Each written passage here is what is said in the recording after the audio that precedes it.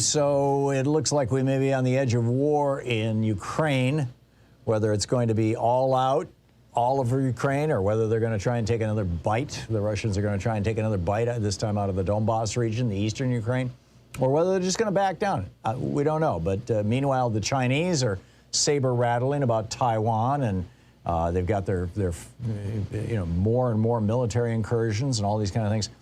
What happens to the economy if a significant war breaks out? I mean, we've all lived through, or many of us have lived through, the Iraq War, the Afghanistan War, even the Vietnam War.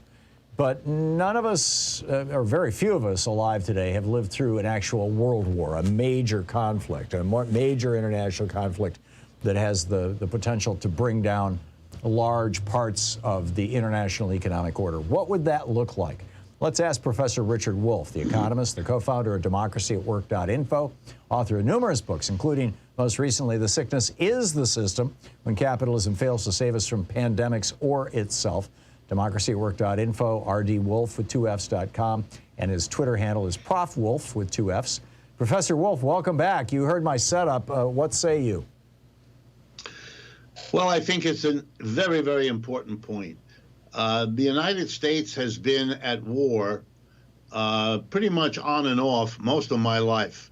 But the only ones that are memories that I have even a little bit of understanding were wars like Korea, Vietnam, Afghanistan, Iraq, and so on.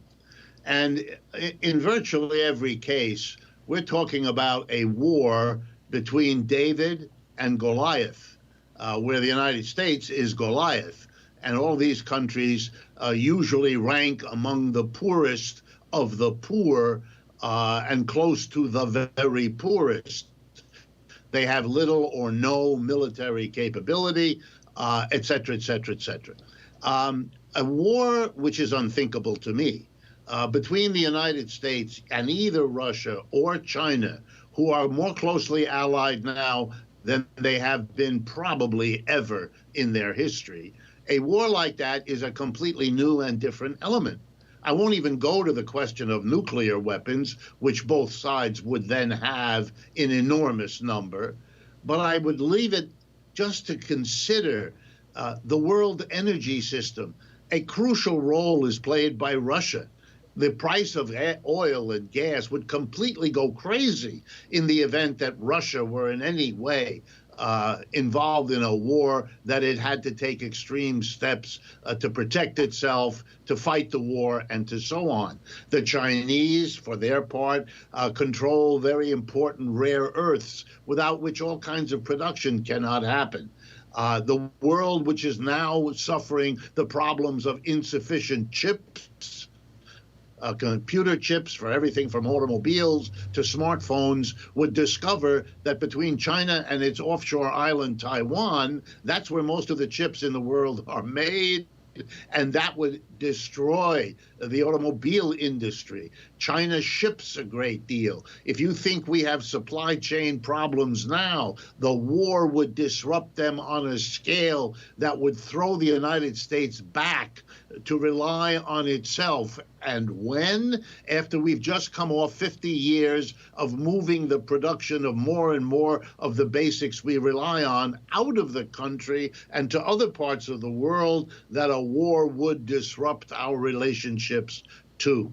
So many people around the world, I'm one of them, but many, many others, see most of this stuff around Taiwan and Ukraine as a kind of made-for-TV movie politics, made to look tough or strong for each of the leaders involved, and the playing to their mass bases. But a serious risk of a global war now over that, Ukraine, all due respect, Taiwan, all due respect, that would be so destructive of so many countries and people that even those who live in the world of the made-for-TV movie would have to have at least some skepticism.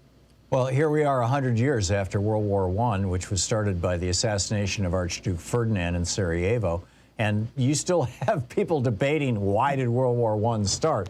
obviously all the interconnections and alliances and things like that. But what would be the impact on the average? I get it. We lose our chips, or the price of computers goes through the roof. The price of oil goes through the roof. Inflation starts becoming serious. How is the average American family would be affected by something like another world war? Well, let me give you a couple of the lines that would have to be understood. The United States has been running deficits in world trade, importing way more than it exports for a long time. That money comes back, all that money we send abroad to buy the imports, comes back as loans to the United States government. One of the most important lenders to the United States government, the People's Republic of China. In any kind of warfare, that would come to a crashing halt. And we're talking trillions of dollars. What are the Chinese going to do with the trillions owed to them? They're certainly not going to lend us anymore. And if the United States defaults, what will every other country in the world that holds dollars in lending them to the United States government think about that and do in reaction? The government might suddenly be unable to borrow anything like the money it had before. What will it do? Stop providing public services?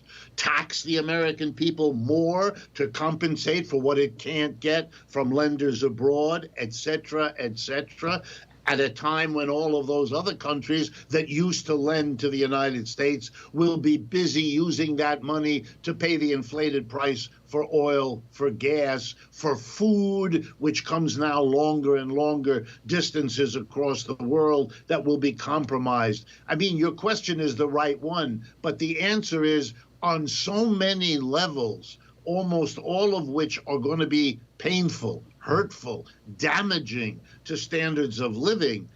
It kind of blows the mind that there are people so poorly informed about what a world economy is that they can imagine these warfares as if they were manageable, controllable. And maybe you're right, Tom, to begin with reminding us about wars with Iraq and Afghanistan, because those countries are so poor and so far away and such minor players in the world economy that a war between the U.S. and them, besides being a foregone conclusion militarily, it can be kind of ignored. But if you're up against Russia and China, you are in a completely different universe. And not to understand that is perhaps the most dangerous prelude to making a catastrophic mistake.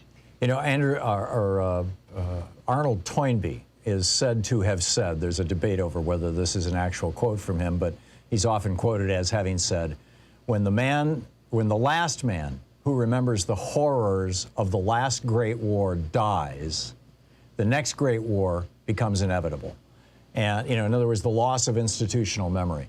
There are very few Americans today who remember what happened during World War II, the rationing of butter, the rationing of gasoline, the unavailability of consumer products, the economic price, the lifestyle price that Americans paid. Do you think that amnesia, as it were, is playing a role in this? And if so, how would we wake up Americans to the dangers that we're facing as we're playing around with wars that are a hell of a lot more consequential than going after a country that's got a $2 trillion GDP like Afghanistan did? Right. No, it's a matter of education. I wish I could say something wonderfully brilliant that would solve this problem. But having conversations like this where people are sobered up about what is actually being done in terms of taking a risk here, I cannot imagine, and I have a lot of criticisms of Joe Biden, to say the least, but I cannot imagine that he and the people around him don't understand that this might be good for television and good for his base, but this is not a serious proposition because it is simply too terrible to contemplate.